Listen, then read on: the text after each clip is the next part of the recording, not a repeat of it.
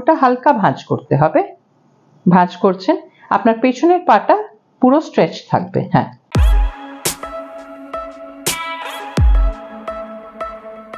নমস্কার, আমি ডক্টর তেহমিনা, আপনাদের ফিজিও ফিটনেস এর রিহ্যাব এক্সপার্ট। হাঁটুর সমস্যা নিয়ে আপনারা সবাই ভুগছেন, আমি জানি। আজকালকার যুগে আমরা যেহেতু এতটা লিফট ইউজ করছি, মেঝেতে বসছি না, হাঁটু মুড়ে বসতে পারছি না, লাইফস্টাইল চেঞ্জ হয়ে গেছে, তাই জন্য হাঁটুর সমস্যা এখন একটু বেশি।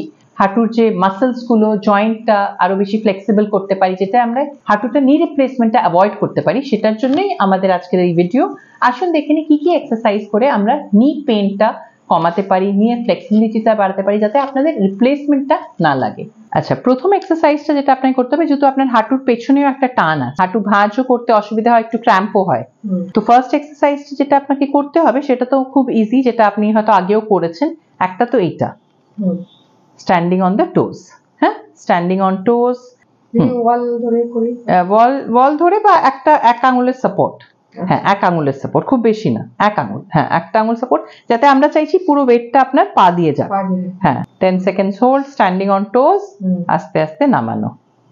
নাম্বার 2 হচ্ছে আপনাকে হাত একটা পা এগিয়ে রাখতে হবে, বাঁ পাটা পেছনে রাখতে হবে। বাঁ পাটা পেছনে, হ্যাঁ, ডান পাটা সামনে। ওকে, এবারে আপনাকে এই ডান পায়ের হাঁটুটা হালকা ভাঁজ করতে হবে। ভাঁজ করছেন, আপনার পেছনের পাটা পুরো স্ট্রেচ থাকবে। হ্যাঁ, ঠিক আছে, এটা ভাঁজ থাকছে, সামনের হাঁটুটা ভাঁজ, পেছনের হাঁটুটা যেখানে আপনার প্রবলেম সেটা আপনার সোজা। ঠিক আছে, 10 সেকেন্ডস হোল্ড করছেন, স্ট্রেচটা ফিল করুন। 10 সেকেন্ডস হোল্ড করলেন, তারপরে আস্তে আস্তে সোজা হয়ে গেলেন, মানে এই দিকে পেছনে, এই। হ্যাঁ, রাইট। এরকম ভাবে আপনাকে এটাও 10 টাইমস রিপিট করতে হবে। কাপ। আচ্ছা, যখন আপনি বেডে বসছেন, তাহলে আপনাকে একটা কুশন বা কিছু একটা বালিশ নিয়ে দুটো হাঁটুর মাঝখানে রাখতে হবে। মাঝখানে রেখে ওটা একটু প্রেস করে পাটা তুলতে হবে, টাইট করে পায়ের পাতা টান টান করছেন। হ্যাঁ, যখন এটা তুলছেন তখন আপনি কিন্তু হাতের সাপোর্ট নিলে চলবে না, পুরো লোডটা যাতে পায়ে পড়ে, আমরা হাতটা চেষ্টা করব যে হাতটা সবসময় বেঁধে নিতে। 10 সেকেন্ডস হোল্ড, এইভাবে 10 বার রিপিট করেন। রিল্যাক্স। ঠিক আছে, ঠিক আছে, ওকে। এবারে আপনি আপনাকে শুতে হবে। তো এখন যেটা আপনি চেষ্টা করবেন, টাওয়েল তো আপনি এতদিন করেছেন, বিনা টাওয়েলে ফ্ল্যাট, হাঁটু শক্ত করা, বেডের উপরে টাইট করা, শক্ত সারফেসে, শক্ত বেডের উপরে বা মানে ম্যাট্রেসের উপরে করলেন, টাইট করলেন, পায়ের পাতাটা টান টান করলেন, এই। Right, right. 10 সেকেন্ডস হোল্ড করলেন, তারপরে আস্তে আস্তে এটা ছাড়লেন।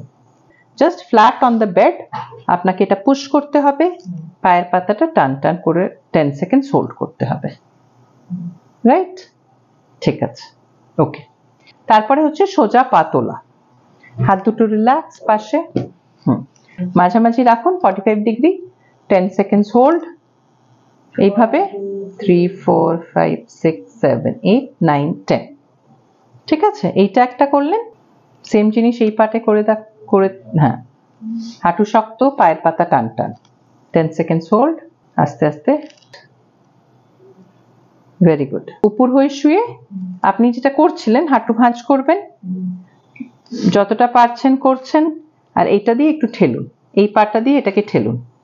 ঠিক আছে, বডিটা স্ট্রেট, আপনি হাত দুটো পাশে, বডি রিল্যাক্স। এবারে আপনি করুন, এটা দিয়ে ঠেলছেন। ঠিক আছে, 10 সেকেন্ড হোল্ড করছেন, তারপরে ছাড়ছেন। এটা খুব ইম্পর্টেন্ট এক্সারসাইজ আপনার জন্য, পেছনের মাসেলস গুলো টাইট হয়ে যায় না। একবার এটা করলেন, তারপরে আবার এটা করছেন, এটা দিয়ে এটা ঠেলছেন, পেছনে নিয়ে গিয়ে অন্য পাটা দিয়ে। এটা সেলফ স্ট্রেচিং, যেহেতু এটা কেউ আপনাকে করাবার তাহলে আর দরকার নেই, আপনি নিজে থেকে এটা করতে পারেন। হাঁটু ভাঁজ করে 10 সেকেন্ডস হোল্ড, তারপরে আস্তে আস্তে নামানো। বাস, এই কটাই এক্সারসাইজ আপনাকে একটু রেগুলারলি করতে হবে। আপনারও যদি এরকম হাঁটুর সমস্যা থাকে, ডেফিনেটলি এই এক্সারসাইজ গুলো ট্রাই করুন, আপনিও বেনিফিটেড হবেন। দেখবেন যে সিঁড়ি ওঠা নামা বা ডে টু ডে লাইফে হাঁটু মুড়ে বসা, একটু মাঝে মাঝে বাবু হয়ে যাতে আপনি বসতে পারেন, খুব বেশি না, কিছুক্ষণের জন্য যদি বসতে পারেন, আপনি ইজিলি উইথ আপনার ন্যাচারাল যে নি জয়েন্টটা আছে, ভগবানের দেওয়া যে নি জয়েন্ট, সেটাকে নিয়েই আপনি কিন্তু আপনার লাইফ লং এক্সারসাইজ করে এটাকে ঠিক রাখতে পারেন। ধন্যবাদ।